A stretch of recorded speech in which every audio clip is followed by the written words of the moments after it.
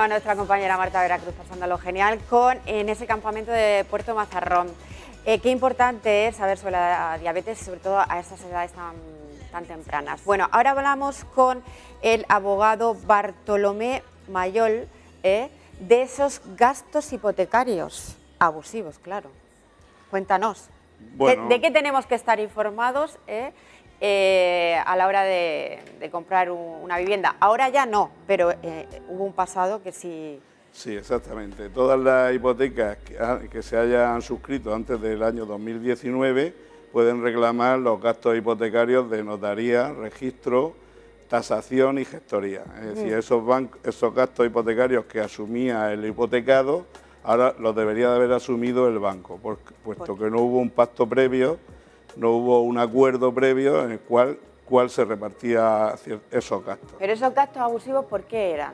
¿De dónde vienen esos gastos abusivos? Bueno, esos gastos abusivos de los gastos de hipoteca siempre han existido. Luego vinieron otros, que fue el crack del ladrillo, que vinieron las cláusulas suelo. Ese fue motivo de la falta de financiación de los bancos. Es decir, eso hablamos nos tenemos que retomar al la crisis de 2008. 2008. Lo que pasa es que todo se ha ido sacando a flote conforme el Tribunal de Justicia de la Unión Europea ha ido sacando sentencias. Pero vamos a ver, Bartolomé, una persona en el 2018 se compra una casa, a la hora de comprar la casa tiene, como dices tú, unos gastos hipotecarios abusivos. ¿Cómo sabe él que tiene un gasto hipotecario abusivo?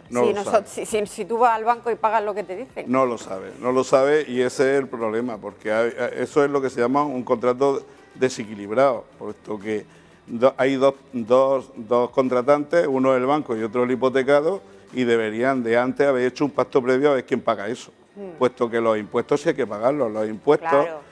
Es decir, cuando hacen la escritura hay unos impuestos, unos actos jurídicos documentados, impuestos de transmisiones, todo eso hay que pagarlo, puesto que la administración tiene una posición de superioridad. Pero cuando llega a los gastos de notaría, registro, ya estamos los dos igual. El banco es como tú tienes que pactar, igual que pactas con el promotor, pero no se ha hecho, entonces el banco te cogía una provisión de fondos, te lo gastaba y decía, vale, esto te sobra, pero lo habías pagado tú todos los gastos hipotecarios.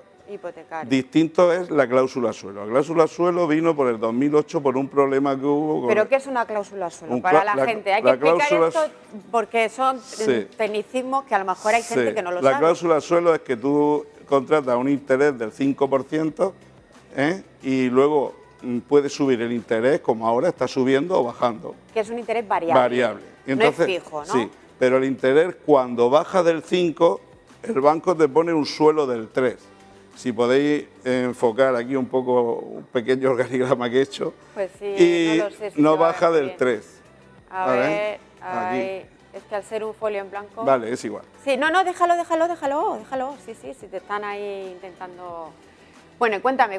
No baja del 3, pero si sube el interés en favor del banco, no tiene techo, no tiene cielo. Amigo, claro, eso es el embudo. Eso es la técnica del embudo. Porque si se supone que baja de 3, pues oye, claro, que te pago un 2 o te pago un 1, claro, pero no, me dice que... El banco solamente perdía un 2. Exacto. En cambio, si subía, ganaba hasta el cielo. Ahora mismo están ganando, están subiendo los intereses. Bueno, pues los hipotecados lo han contratado así, pues la verdad es que tienen que aguantar. Bartolomé, siempre hay que comprar con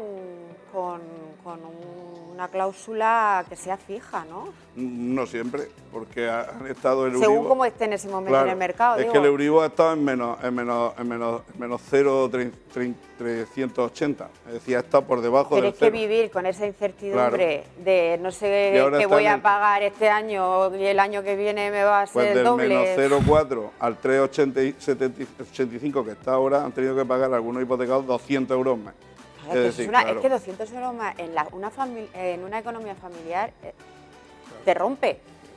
Lo has pactado, vale, pero en las cláusulas de la abusiva del tema del suelo es que no lo habías pactado, es decir, no se había hecho pacto, nada más que firma aquí, y tú no sabías ni lo que firmabas. ¿Y cuándo saltó la liebre? Hablamos de 2008, cláusulas abusivas del suelo, estaban pagando cosas que no deberían de pagar, pero...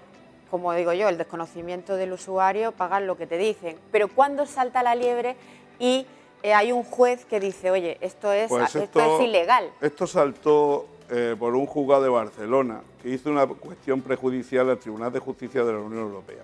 Y empezó por la cláusula suelo, diciendo, oiga, la cláusula esta es abusiva. Pero la legislación española, que también hubo que enmendarla, decía, no, es que en el juicio hay dos fases del proceso. El declarativo, donde se declara si tienes la culpa o no, si eres de más... Sí. Y luego está el ejecutivo, que si no declaras aquí lo que has tenido que declarar, ya aquí no puedes declarar. Eso no es así. La jurisprudencia española, con todo mi respeto, fallaba porque lo nulo es nulo y no surte efectos nunca. Entonces, ¿hubo que reformar la ley o qué?